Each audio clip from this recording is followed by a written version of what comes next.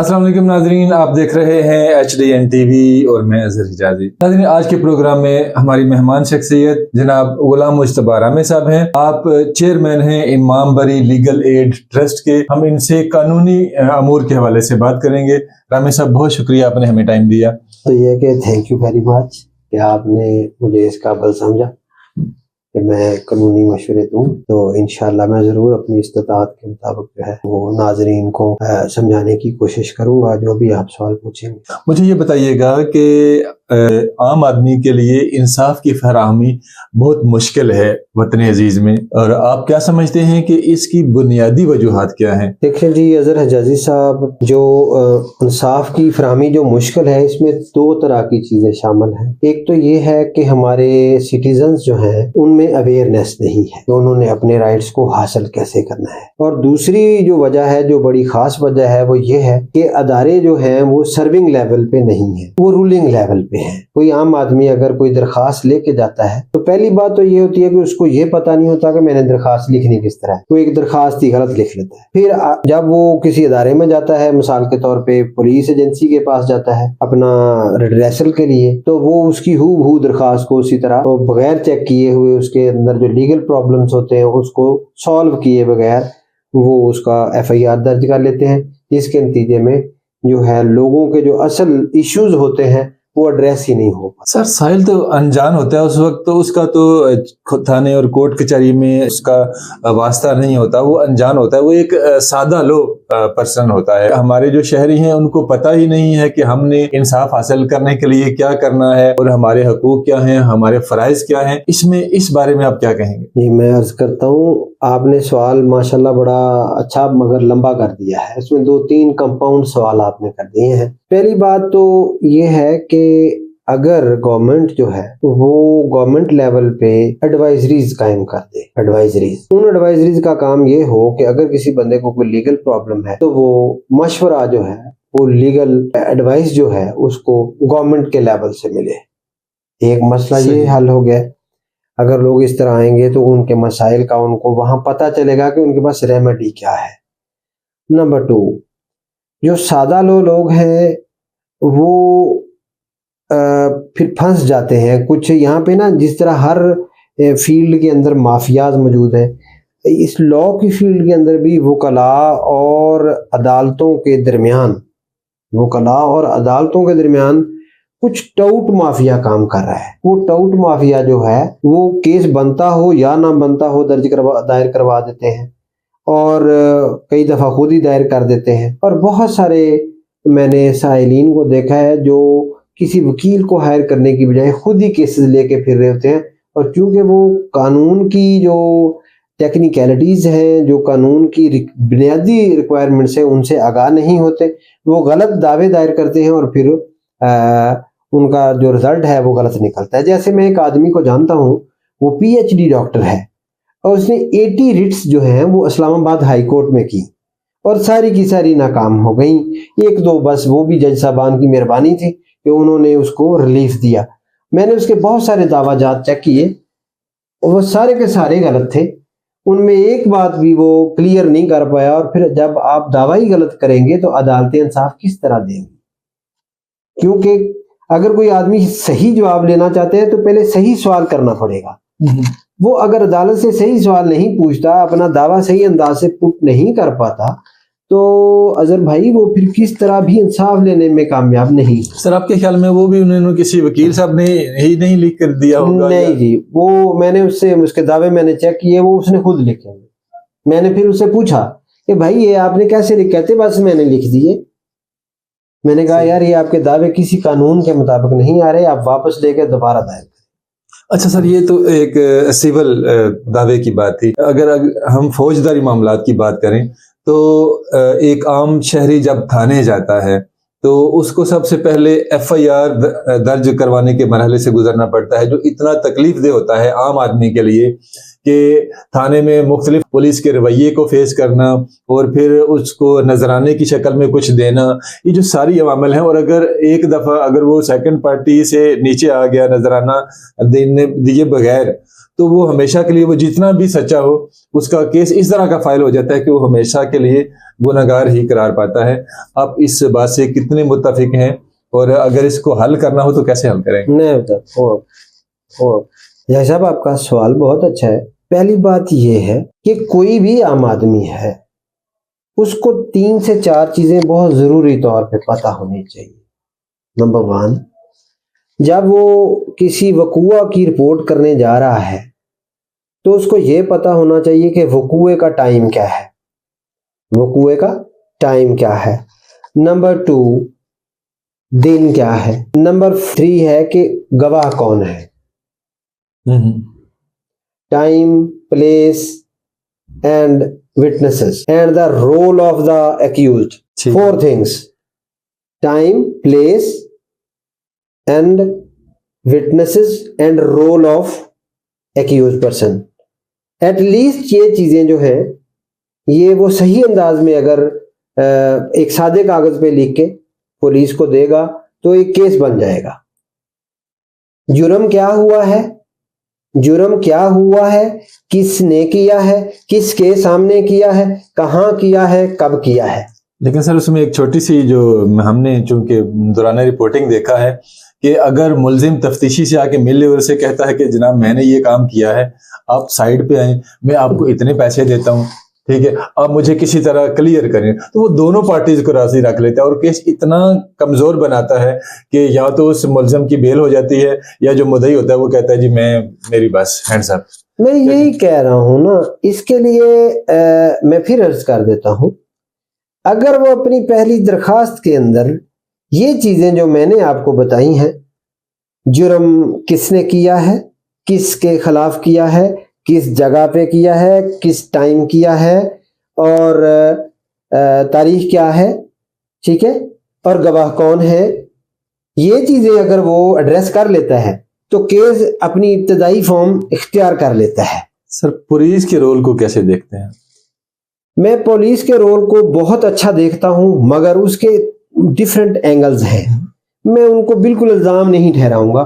میں یہ کہتا ہوں ان کی ڈیوٹی بڑی سخت ہے، ان کو انڈیپینڈنس نہیں ہے، ان کو پولیٹیکل اثرات بڑے ہیں، ان کی تنخواہیں کم ہیں، ڈیوٹی 24 گھنٹے ہے، ٹھیک ہے. اور 2 طرح کے عوامل انہوں نے سر انجام دینے ہوتے ہیں.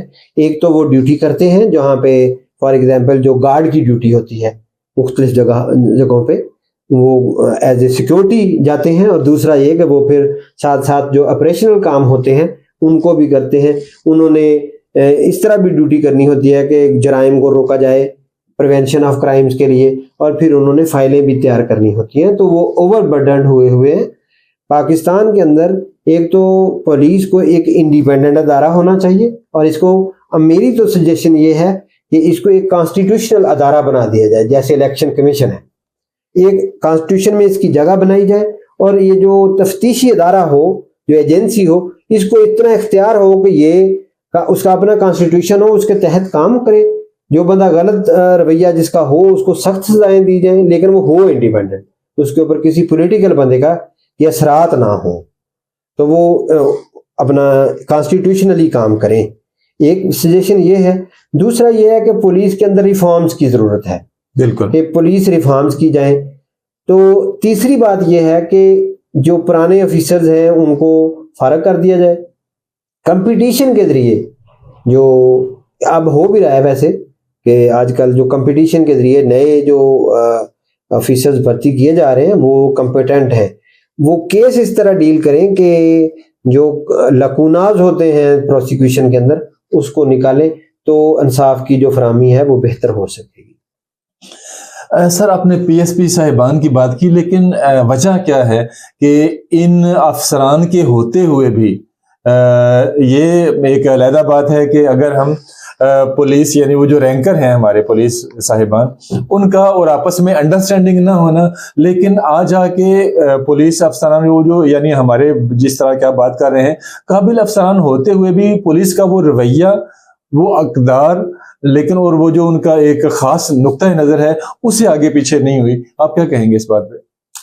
بہت اچھا سوال کیا ہے حجازی صاحب. یہ ایک ہسٹوریکل کوسچن آپ نے کر دیا ہے. پولیس آج نہیں بنی ہے، پولیس کے رول 1934 کے ہیں پہلے جو ہیں. ٹھیک ہے. جب انگریز یہاں پہ حکومت کر رہا تھا تو انگریز نے یہ نظام بنایا تھا لوگوں کو جو ہے وہ لوگوں کے اوپر سیجر حاصل کرنے کے لیے، لوگوں کو دبانے کے لیے، آپریشن کے لیے، سپریشن کے لیے. انہوں نے لوگوں کو سپریس کرنے کے لیے بنایا تھا، یہ لوگوں کو فیسیلیٹیٹ کرنے کے لیے نہیں بنایا. اس کی جو روح ہے نا وہ ڈسٹرب ہے، اس کی روح کے اندر پرابلم ہے.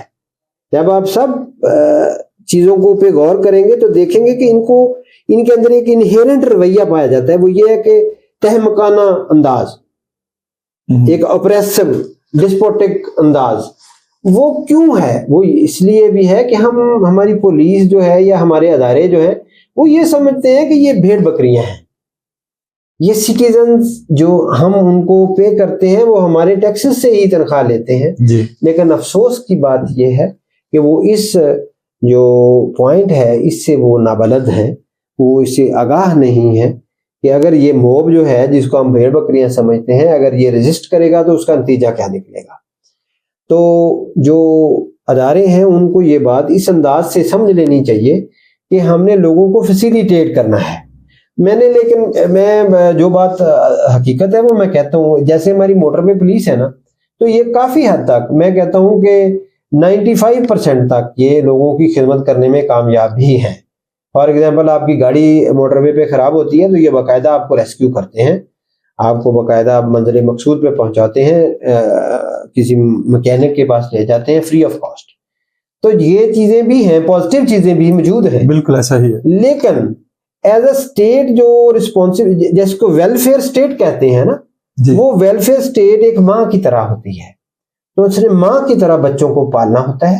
مصیبت یہ ہے کہ اب ہم پاکستان کو ایک ویلفیئر اسٹیٹ بھی بنانا چاہتے ہیں، لیکن ہم نے جو قانون جو انہیرٹ ہوا ہے نا وہ بنیادی طور پہ ایک ایسا قانون ہے جو ایک کالونی کا قانون تھا، انہوں نے اس کو اس انداز سے بنایا ہوا ہے. تو میجر پرابلم قانون کی روح کے اندر ہے. تو سر آپ کیا کہتے ہیں اس پولیس کے نظام میں ایک ویلفیئر اسٹیٹ پاسبل ہے؟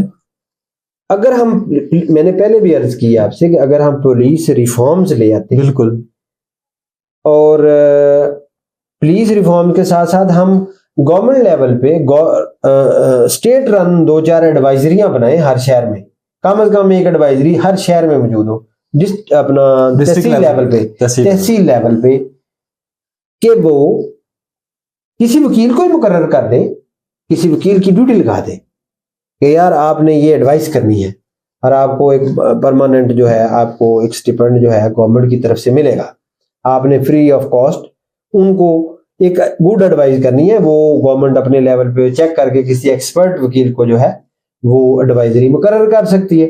تو جب وہ کوئی سائل ایڈوائز کے لیے جائے گا تو ایک وکیل صاحب جو ہیں ان کو ان کے جو بندے کا مسئلہ ہوگا اس کی تہہ میں اتر کے اس کو ایک صحیح مشورہ دیں گے.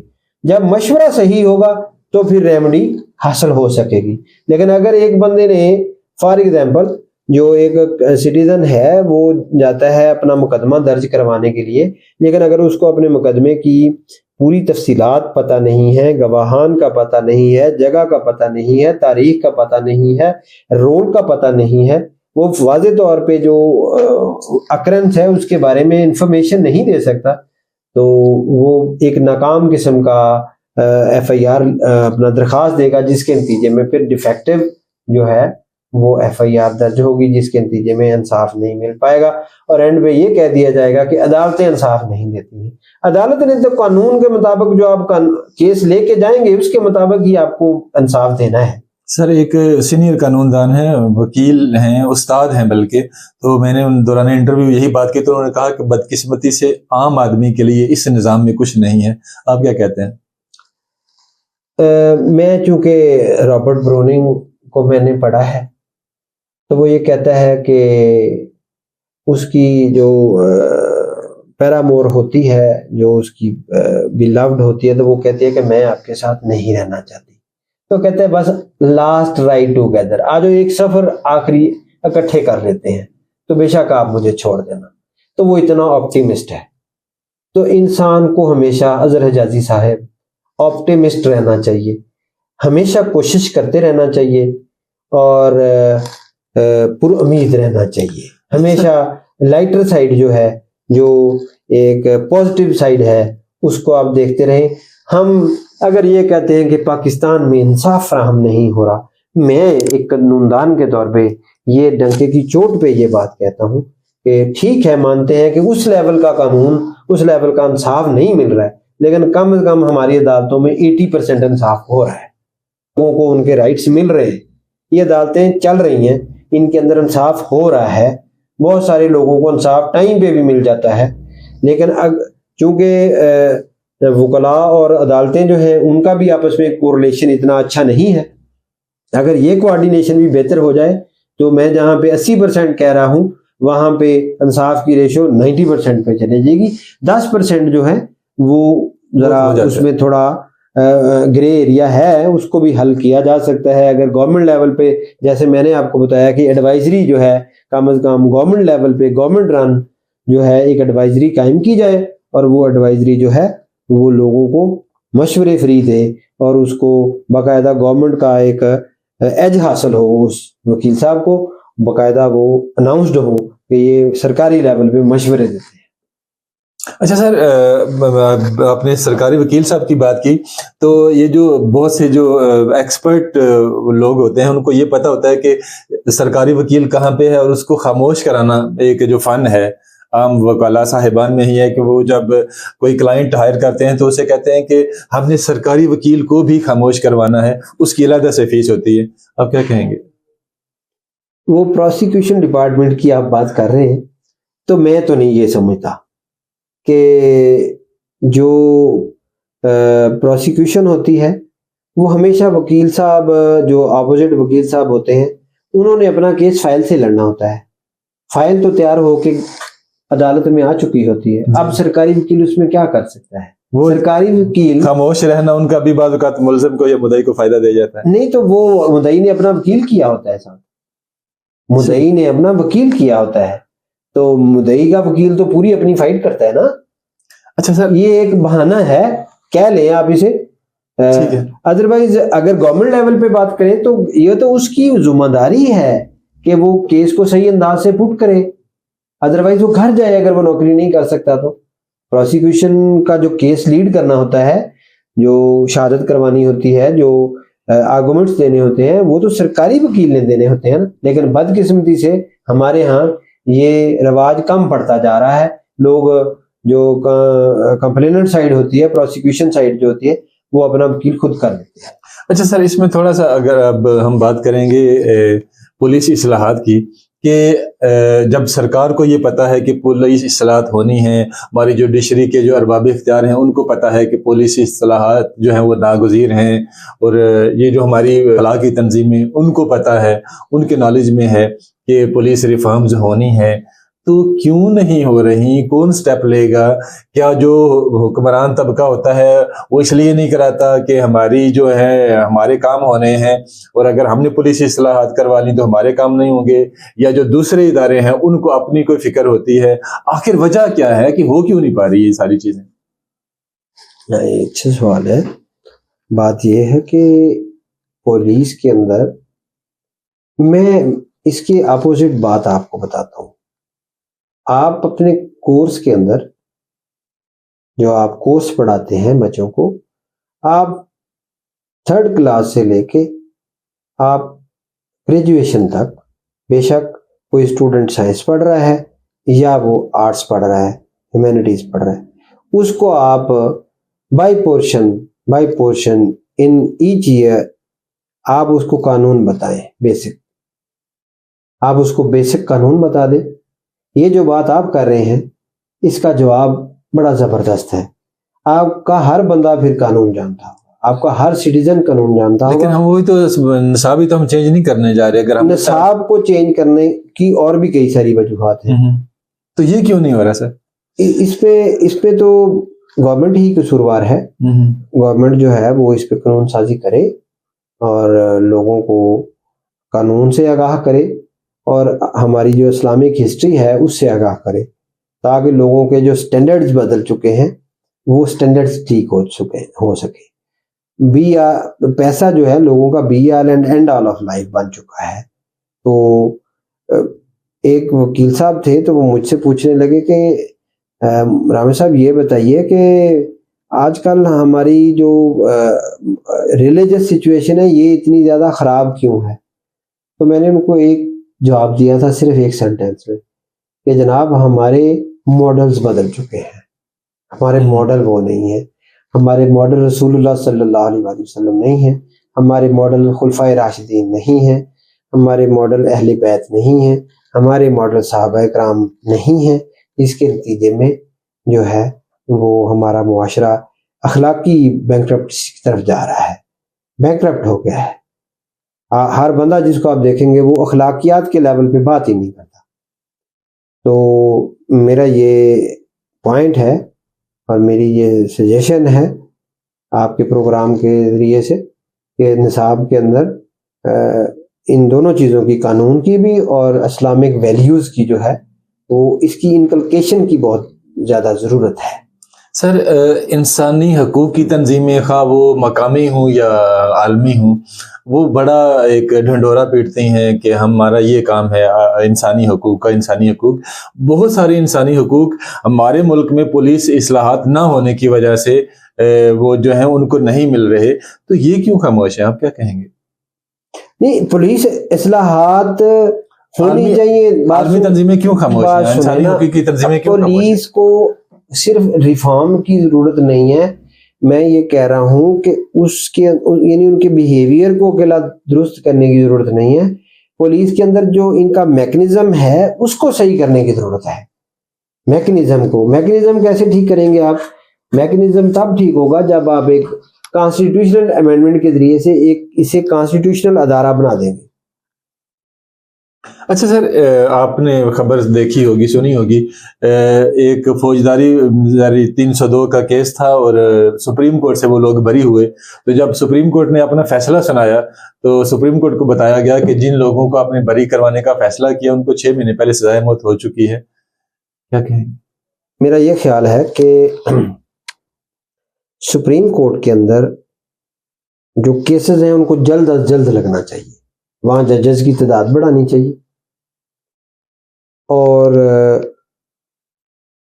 دوسرا کام جو بہت ضروری ہے وہ جیلوں کے اندر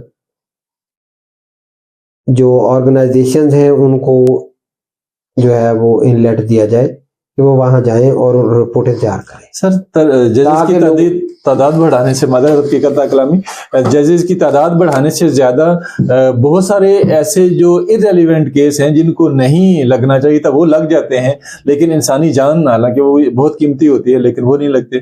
تو وہی سدھار والا معاملہ اگر ہو جائے. عرض کر رہا تھا نا جی کہ ججز کی تعداد اگر زیادہ ہوگی تو کیسز جو ہیں وہ زیادہ ڈیل ہوں گے. ایک دن میں اب اگر 100 کیس 200 کیس ڈیل کرتی ہے سپریم کورٹ یا 500 کیس کرتی ہے، تو اگر ججز کی تعداد بڑھا دی جائے تو جہاں پہ 1000 کیس سن رہی ہے تو اگر ججز کی تعداد ڈبل کی جائے تو 2000 کیس پر ڈے سنے جائیں گے.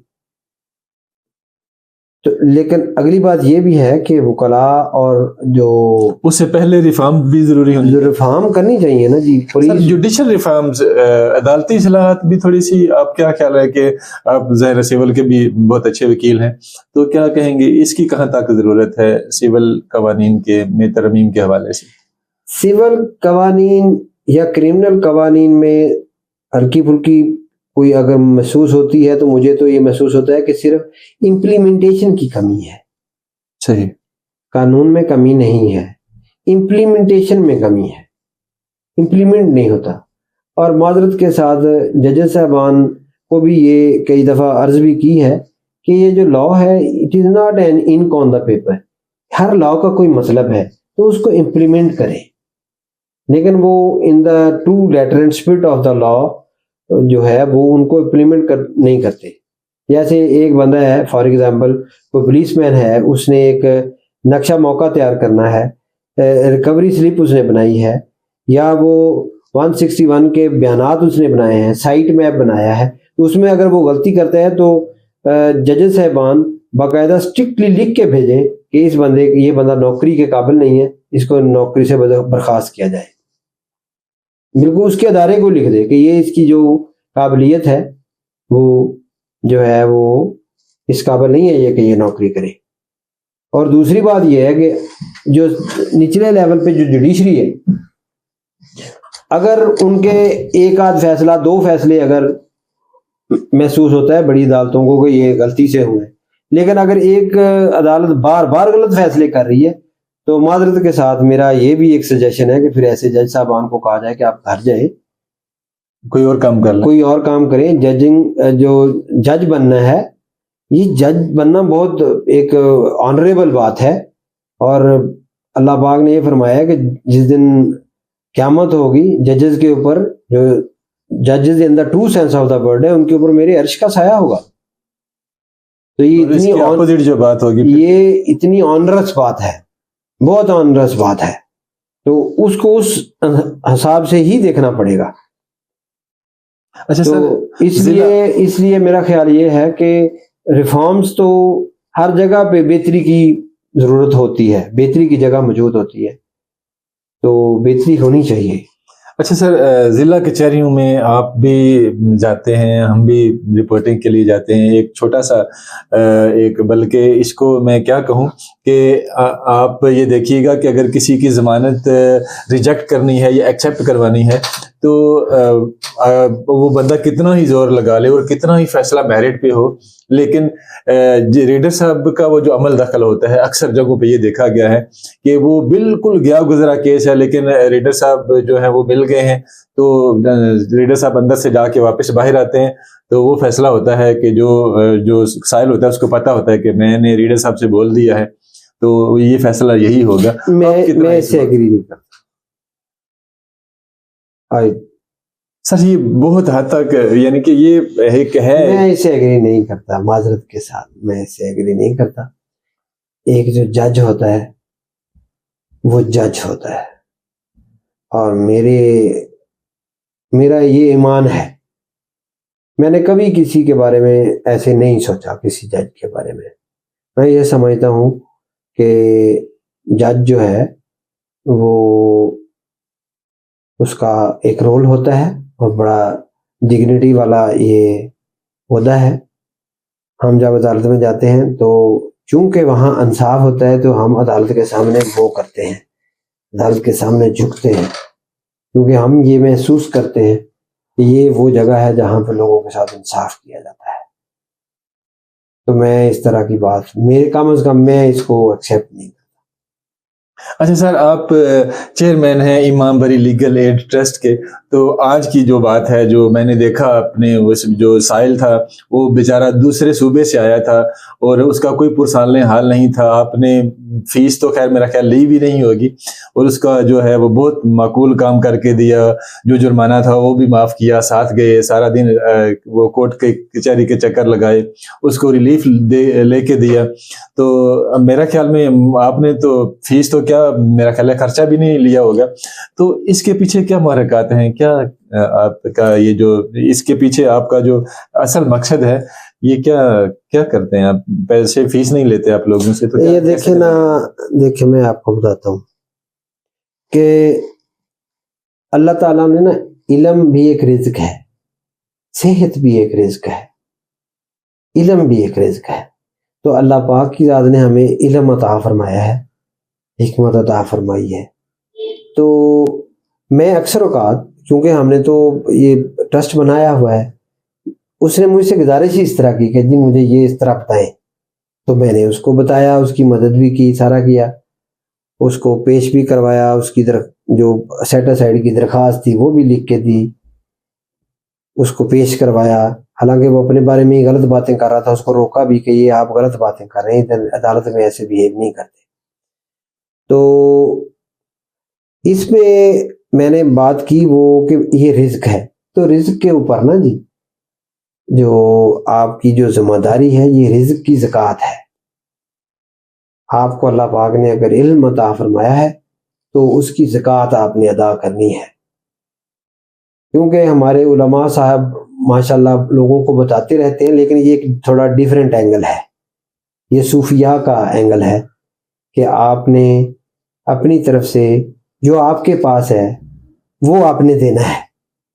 تو ہمارے پاس جو ہے وہ لوگوں کو دینے کے لیے لیگل ایڈ ہے، ہم وہ دل کھول کے لوگوں کو دیتے ہیں، فیس بھی لیتے ہیں، جو صاحب استطاعت ہیں ان سے پوری فیس لیتے ہیں، لیکن جو لوگ ڈاؤن ٹروڈن ہیں ان لوگوں کا کوئی پرسان حال نہیں ہے. میں آپ کے پروگرام کے ذریعے سے تمام ناظرین کو یہ بتاتا ہوں کہ جس کو بھی لیگل ایڈ کی ضرورت ہو اور وہ مستحق ہو، ہم ان کا کام وداؤٹ فی کریں گے. بے شک وہ 302 کا مقدمہ ہو، وہ ڈکیٹی کا ہو، رابری کا ہو، یا سول کیسز ہوں یا فیملی کیسز ہوں. سر آخری سوال کہ آپ نے 302 کی بات کی تو ایک رجحان ہے، کہتے ہیں کہ 302 کی جو دیوار ہے جس پہ رکھ دیا جائے، وہ جس درخت پہ رکھ دیا جائے وہ درخت خشک ہو جاتا ہے، اتنا خطرناک یہ دفعہ ہے. تو اس میں جو سکم ہوتے ہیں اور بے گناہ لوگ پھانسی، بہت سکم ہوتے ہیں، مثل تیار نہیں ہوئی ہوتی پروسیکیوشن کی، اور وہی چیز جو ہے وہ بینیفٹ آف ڈاؤٹ جو ہے وہ اکیوزڈ کو مل جاتا ہے.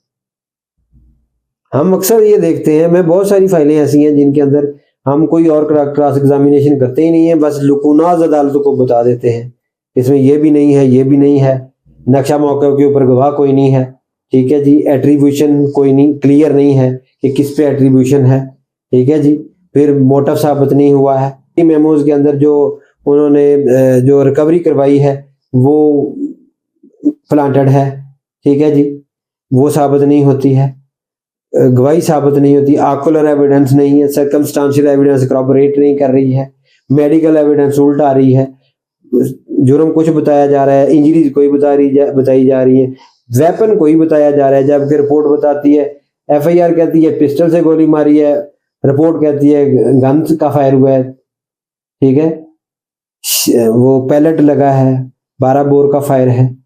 ادھر ایف آئی آر کہتی ہے کہ 30 بور پسٹل کا فائر ہے، جبکہ میڈیکل رپورٹ یہ بتا رہی ہوتی ہے کہ یہ 303 کا فائر ہے، یہ کلاشنکوف کا فائر ہے، یہ اپنا سیمینوف کا فائر ہے، یہ شارٹ گن کا فائر ہے، یہ لائٹ مشین گن کا فائر ہے.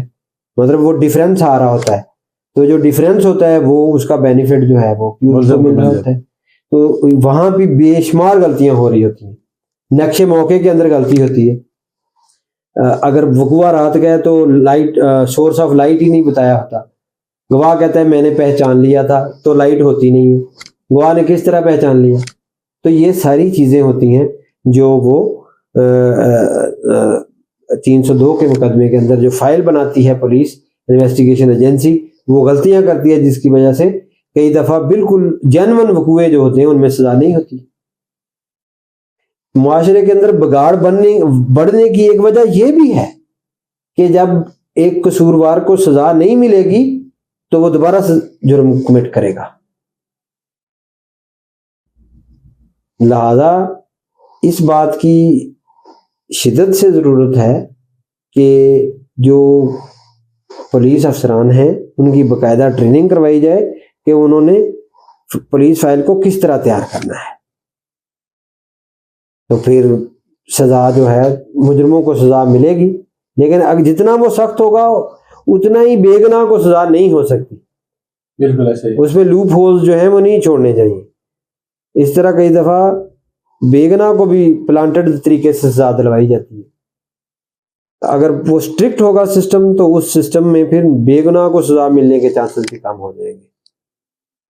سپیریئر کورٹس نے، سپریم کورٹ آف پاکستان نے بہت سارے پرنسپلز جو ہیں وہ ڈیولپ کیے ہوئے، سیٹ کیے ہوئے، جن کی بنیاد پہ وہ جو پھر کیس جو ہے پروسیکیوشن کا فیل ہو جاتا ہے. سر لیگل ایڈ ٹرسٹ کے پلیٹ فارم سے ناظرین کو کیا میسج دیں گے آخر میں؟ میرا ایک میسج ہے کہ لوگوں کو پہلی تو بات ہے قانون توڑنا نہیں چاہیے، ٹھیک ہے، قانون کی پاسداری کرنی چاہیے، اور کسی کو بھی، ان میں بھی انکلوڈ ہیں، آپ بھی انکلوڈ ہیں، کسی بندے کو اپنے آپ کو قانون سے بالا تر نہیں سمجھنا. آپ لائن میں لگے ہیں تو ایک اچھے شہری کی طرح لائن میں کھڑے ہو جائیں. آپ وکیل ہیں، بھاگ کے آگے جانے کی کوشش نہ کریں. آپ بیوروکریٹ ہیں، آپ آگے مت جائیں. آپ کسی کا نمبر مت توڑیں، آپ اپنے اندر یہ اخلاقی سٹینڈرڈ پیدا کریں، آپ اخلاقی طور پہ اتنے سٹینڈرڈ پہ ہوں کہ آپ لائن میں کھڑے ہوں۔ میری یہ استدعا ہے اپنے سٹیزن جو ہمارے پاکستانی ہیں کہ قانون کو فالو کرنا سیکھیں، قانون کا احترام کریں، تو پوری قوم جو ہے جب منحصل قوم قانون کی عزت کرے گی تو پھر قانون کی بالادستی ہوگی، کوئی بھی above the law نہیں ہوگا۔